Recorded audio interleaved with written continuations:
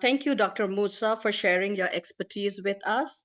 It's an absolute honor and privilege to welcome Ms. Rania Obeid.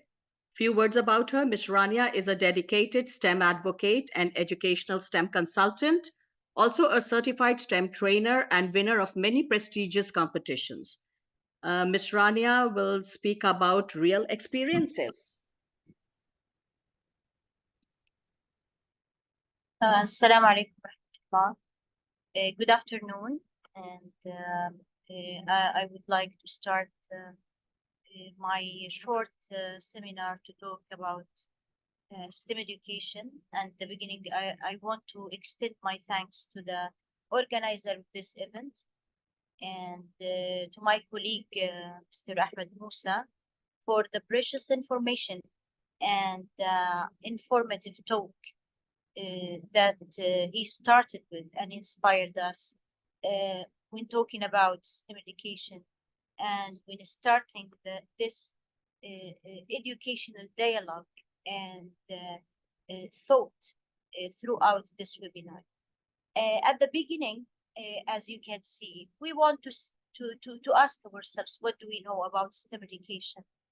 And as everybody knows, when joining a webinar about STEM, you're expecting people to talk about science, technology, engineering, math, and the connections and the joints between them, and how this type of education enabled the educationals and enabled the teachers to plan and act according to these links and joints that are founded and created across the different disciplines and different curriculums.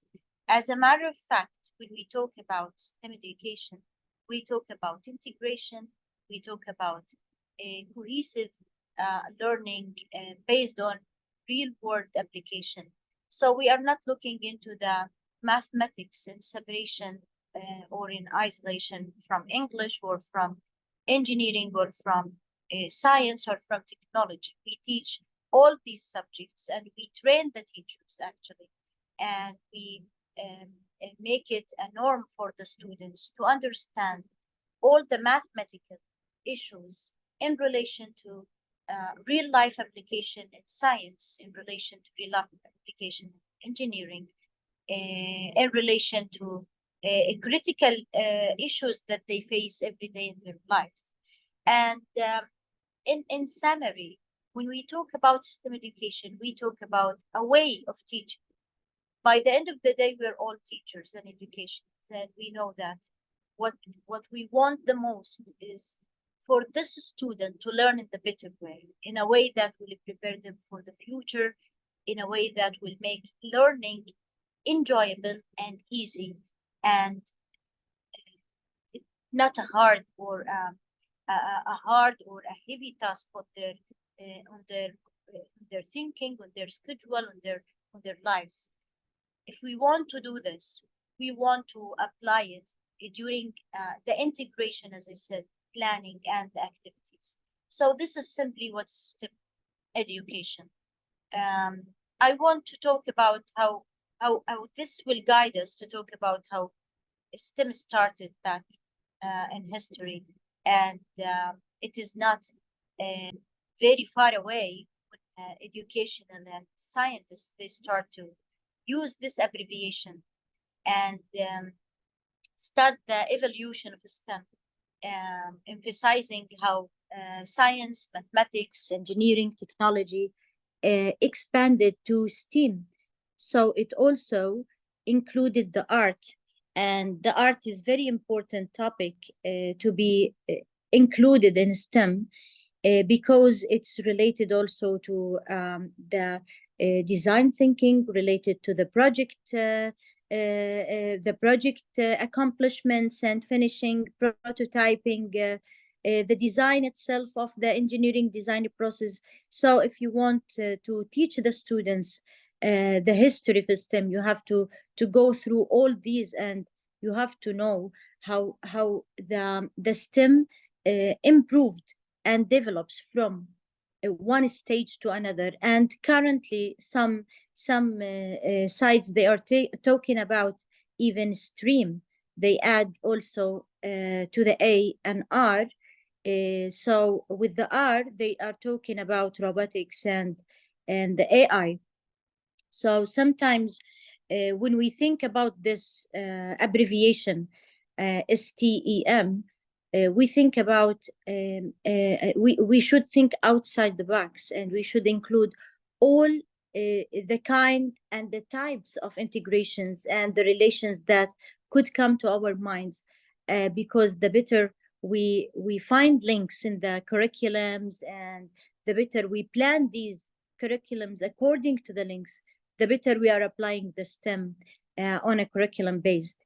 And throughout STEM education, as I said, they started back in 1990, as you can see in the slide, and it moves from STEM to STEAM, then it jumps to 21st century skills movement, landing to policy changes, and at the end, STEM education adapted to what the society needs and how this changes and in this curriculum or in this way of education, method of education, make the students ready for the labor market. As a matter of fact, when we talk about where does the STEM start actually, and in which area of the world, so we should talk about the United States. Back in 2000s, the United States, they started STEM education, and it was funded by the Federal Association, and they care a lot about it. And here we're talking about in the United States, even the United States, I want to mention that even women, they were not having this empowerment at that time in the field of STEM, in science, physics, technology, engineering, and many researchers show that such jobs, they were just not very common for the women to be for women to join them. So with the STEM education coming to United States back in 2002 and 2000, and moving on up to date, STEM education started many programs, and some of these programs where they aim to educate women in engineering, on mathematics, on these scientific fields that women need to be, they need to be motivated and encouraged enough to join them and to work hardly to make too much achievements in them. In Europe also, as you can see, they started by Lichtenstein strategy, and there are it was an initiative focused in making Europe the most competitive knowledge-based economy.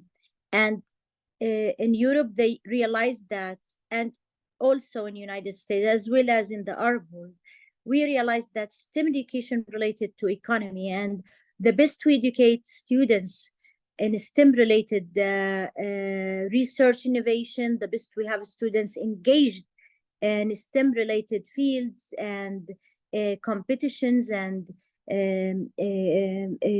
reports and research writing, the better we will get them ready for the labor market, and the better we will get better outcomes for the economy of the country and economy of the society. And this is what happened in Europe. As a matter of fact, the national STEM strategies also, they developed national STEM strategies emphasizing it in education improvement and innovation.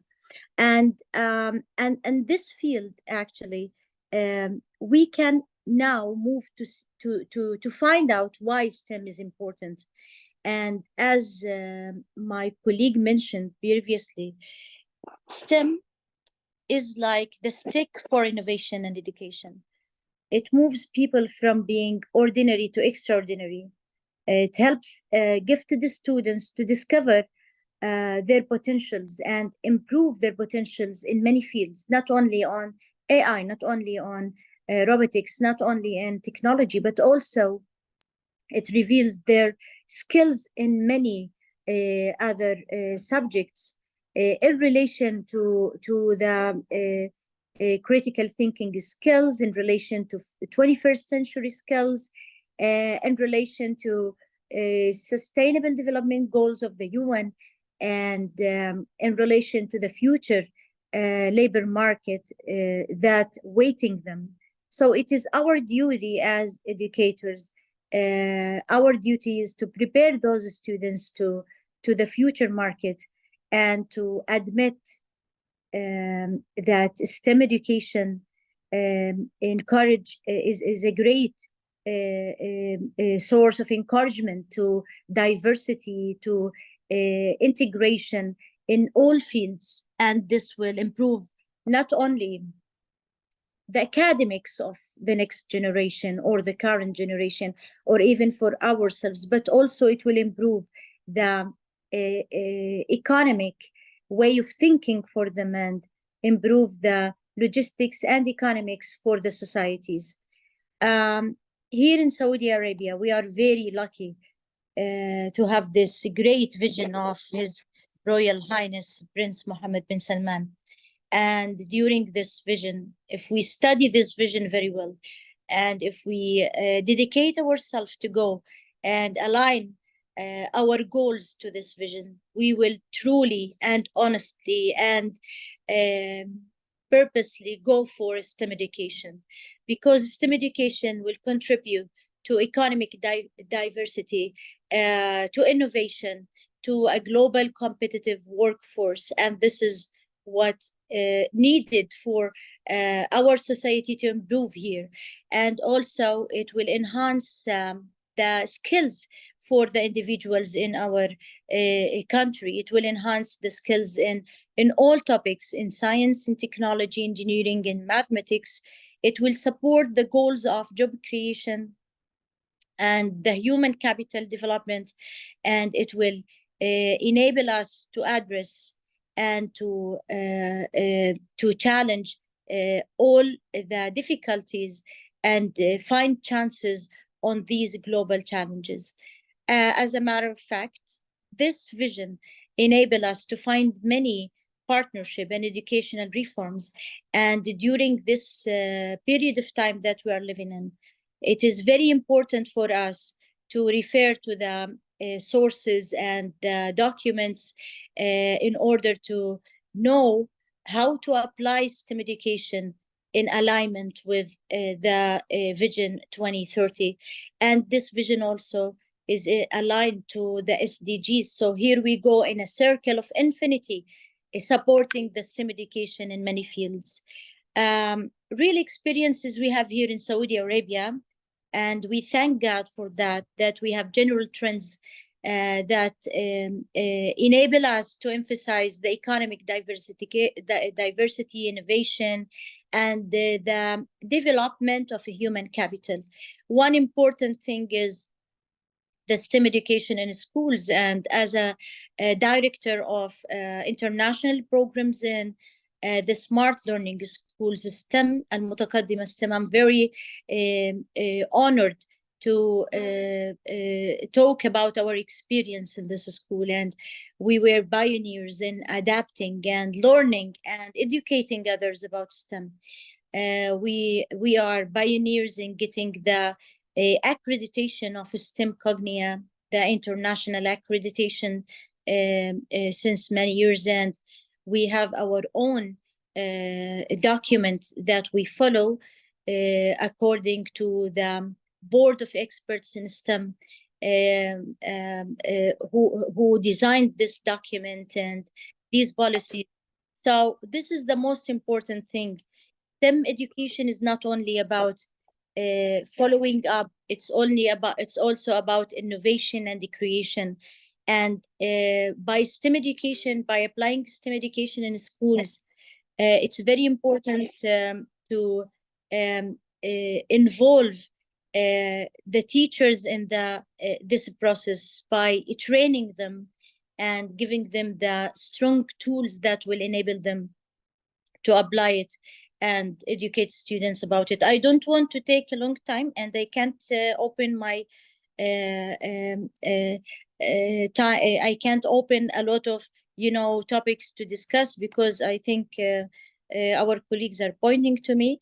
But I want to go through some real experiences, really, that are here in Saudi Arabia, and we are very proud of them, such as the Twig Academy, such as Prince Sultan bin Abdulaziz Science Technology Center, such as investment in research and development in STEM-related projects designed by Sadaya, designed by Aramco, designed by SABIC, such as collaboration with global technical companies such as IBM, Intel, Microsoft, Google, and others, and cities that we are very proud of, Neom, Qidya, Oxagon, and other initiatives. And we are very proud of the female empowerment in Saudi Arabia in STEM, and proud to see our Saudi ladies going to the moon and going to the leadership positions in the beginning. I would like to end this presentation by thanking all those organizers for the time that they gave me. I think I took more than the time that was allowed for me. And for any questions, you can contact us after the webinar. Thank you very much, Dr. Ali, Dr. Rana Khan, for your time. Thank you very much. Thank you. Thank you. Thank you, Ms. Rania, for taking time to share your knowledge with us.